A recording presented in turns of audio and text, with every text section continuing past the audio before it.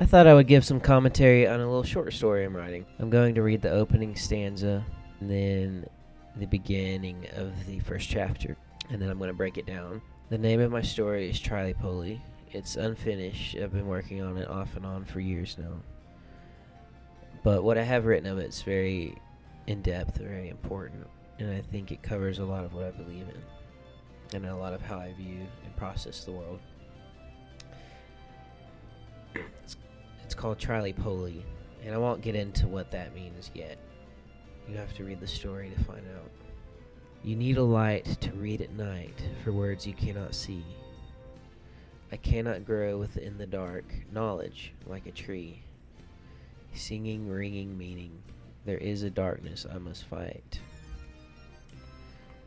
I'll need a brighter light to see within the growing night words I cannot see, just like me. Singing, ringing, meaning what am I? Ringing like a wave. If you see me standing near, you are risen from the grave. What am I? Singing, ringing, meaning what am I? Ringing like a wave. You must have light, you must be brave, ringing, singing by the grave. What am I? Singing, ringing, meaning. So let's break this down a little bit. I packed in as much meaning as humanly possible into this one poem, and my dad helped me rewrite it. So, you need a light to read at night for words you cannot see. I cannot grow within the dark knowledge like a tree. Okay, so I want this to be the opening of every story I write for one reason, and the main reason is covered in this first stanza here. And it's saying you cannot go into reading a book. Let's say this book, A Summary of Christian Doctrine. You cannot grow into it blindly. This book, for instance, is for Christians. If you were an atheist going into the book, not knowing much about Christianity other than a basic gospel message, you would go into it and you'd be like, wow, this is too much. This kind of turns me off. I'm gonna put it down and not pick it up again. You have to come into a work or a book or any written word with some foreknowledge of what how to read, for instance, of what the words mean, what their definitions are, and some rough etymology of where words come from. If you go into it blindly, you're going to be overwhelmed. So you kind of have to start out with a mental light, right?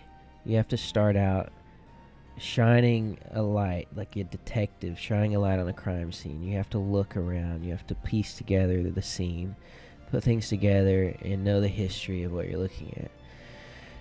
So, I cannot grow within the dark knowledge like a tree. So the knowledge you're going to get from a book has to have some kind of light that you're shining into it. You have to be a detective. You can't just read and expect the knowledge to absorb into your brain. You have to really dive deep and do the work, pull your weight. So just like at night, for instance.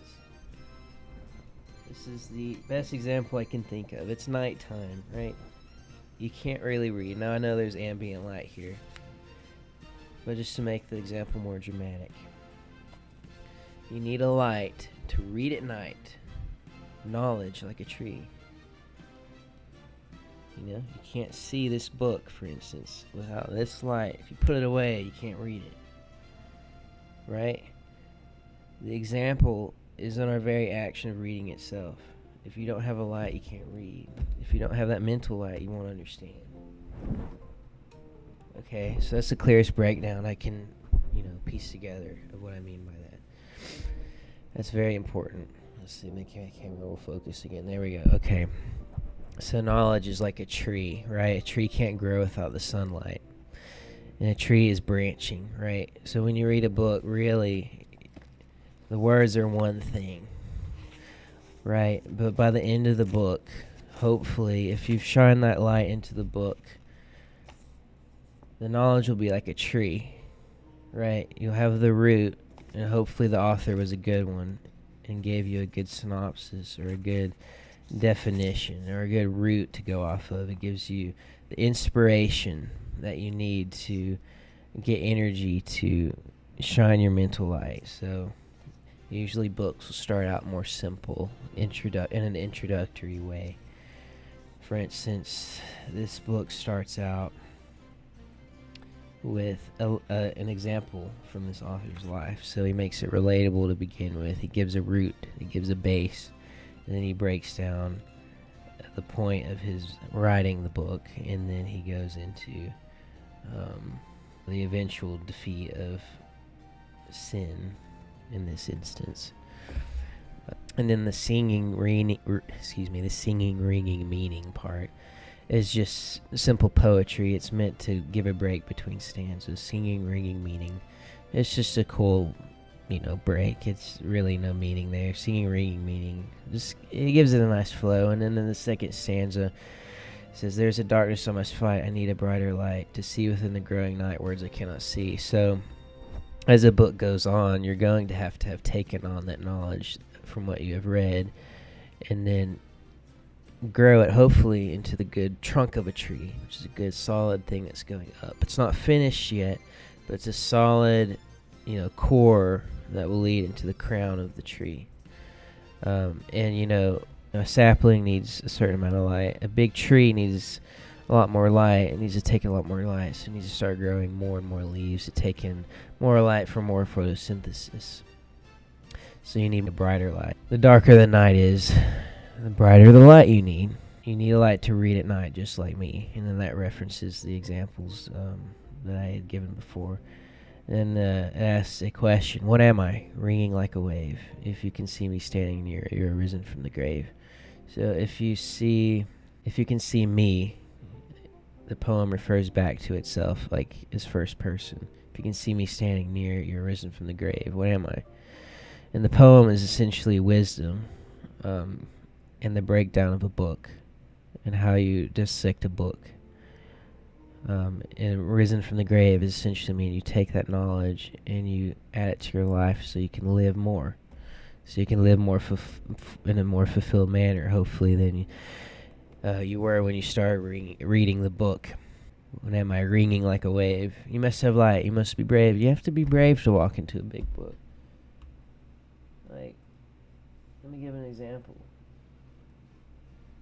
Oh, that's a bad example. Oh, yeah, here's a good one. The Silmarillion, right? This is a great example. You have to kind of be brave to read this.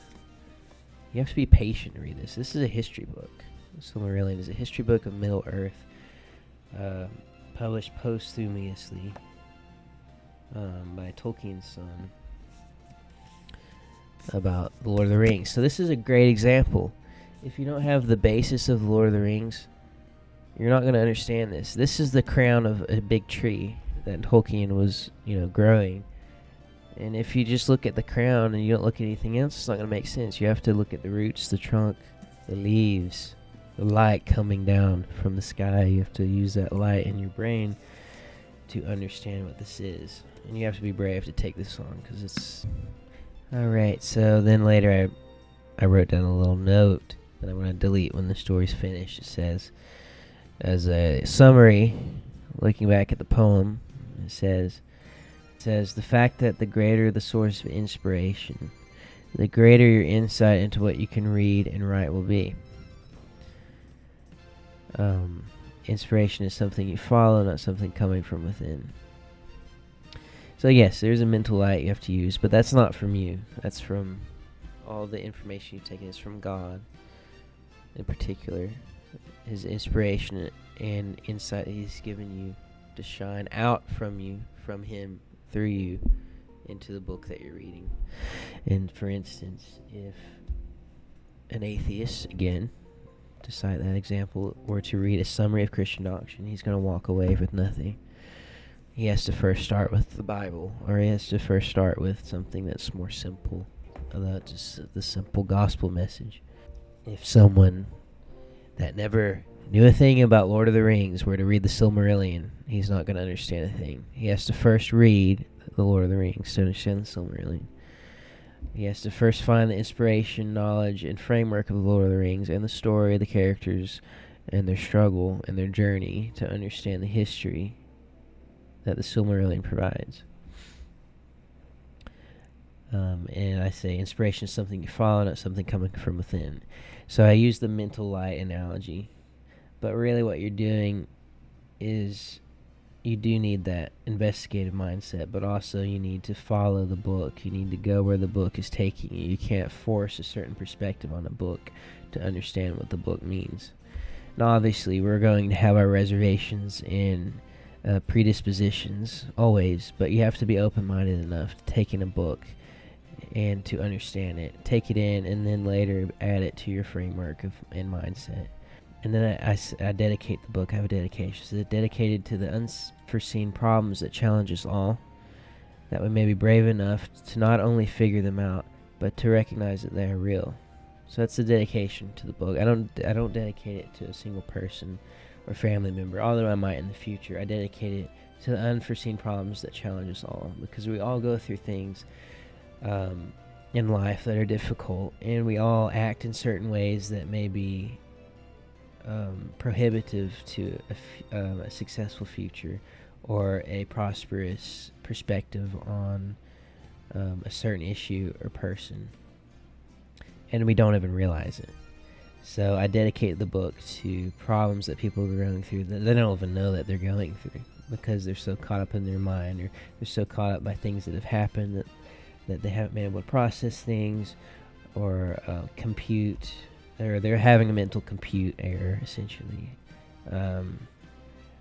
because whether they haven't integrated that investigative light properly, or they haven't communed with God properly, whatever that might be, it's unforeseen for a lot of people, and it challenges them, and not in a good way. A challenge is only good if you recognize and can identify what the challenge is. Otherwise, it's just a roadblock.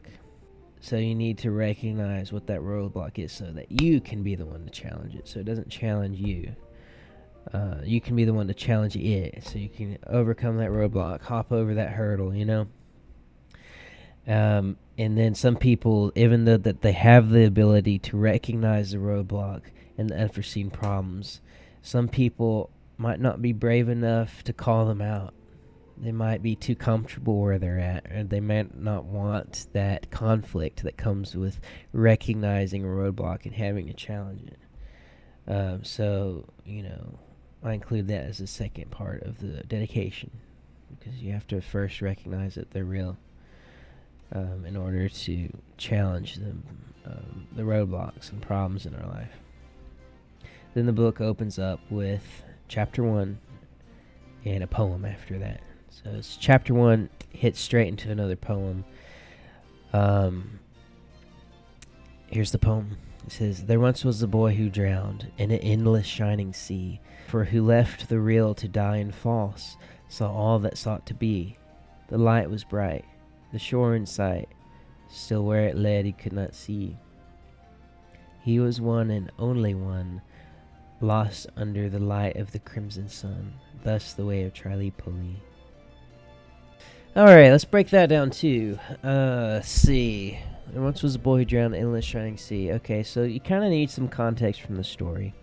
The story is about a boy who gets kidnapped by an angel who has made a world in defiance of her creator. So she wasn't allowed to make her own world for a reason we won't get into now. She did something bad, let's just say that, and she was restricted in her abilities because of that by God, essentially. And so in defiance, she had to steal things from God's creation. And one of the things that she stole was a boy, right? She stole a boy from another world. We'll just say it's Earth for now. And her world was so chaotic and crazy and unrefined. It was just full of everything. So it was like a big fat book with, horrible build up and nuance. It was it's like a really bad translation of the Russian War and Peace. All right, you're just kind of confused and lost. So there once was a boy who drowned in the shining sea. All right, so that harkens back to the first poem, in a weird way, and you won't really realize this till you read the story, but I'll go ahead and explain it for you since that's the purpose of this video. If you go into a field, let's say you're an electrician, or you want to be an electrician, and let's say we lived in a world where college didn't exist, so people were just hiring left and right, and they didn't do background checks, they didn't look at resumes. Great, that's a great world. That's what it sounds like, right? It'd be a great world to make money in, maybe, but you would be lost, right? You wouldn't have any context. You wouldn't really know where to shine that investigative light in your head. You just kind of shine it everywhere and get lost, right? The beam would be it wouldn't be a beam at all coming from your head. It would be like a flashlight that's bright but too widespread to really shine light on anything. It would be aimless. So that's what that means. There once was a boy drowned in the shining sea. So he was given too much to handle. And then the poem goes on to say, "For you left the real to die and false." So the angel's promise was that this world would be better than the one it came from. That it would be everything that he desired. But in doing that, the boy was lost. The angel didn't understand the human nature, that we need structure and that we can't really thrive in chaos. So the angel misinterpreted what she thought humans needed, or just completely neglected what she knew humans needed, and gave the boy everything that he could ever want, but she didn't, give it to him in pieces. She gave it to him at once, so he got lost. And there's a falsehood to that. It's a fake world. So the boy died, so to speak, in the falseness of her world. He left the real, he left reality, the structured reality that we know, and he died in the false, amazing, miraculous world of the angel.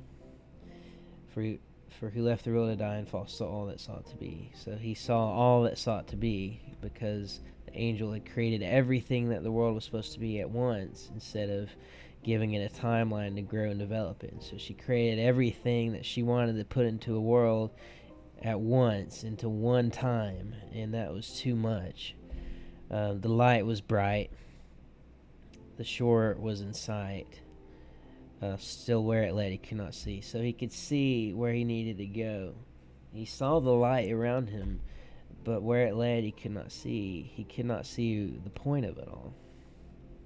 He was one and only one, lost in the light of the crimson sun. Crimson sun we won't get into now, but he was one and only one. He was the only one that was taken out of a structured world and put into an unstructured world. So he was completely lost. He was the only one that was like him. Every other creature in the world that he was brought into was used to that world. They were kind of chaos creatures, so to speak. They knew, that's all they knew. They didn't need that structure. They were just kind of part of the chaos.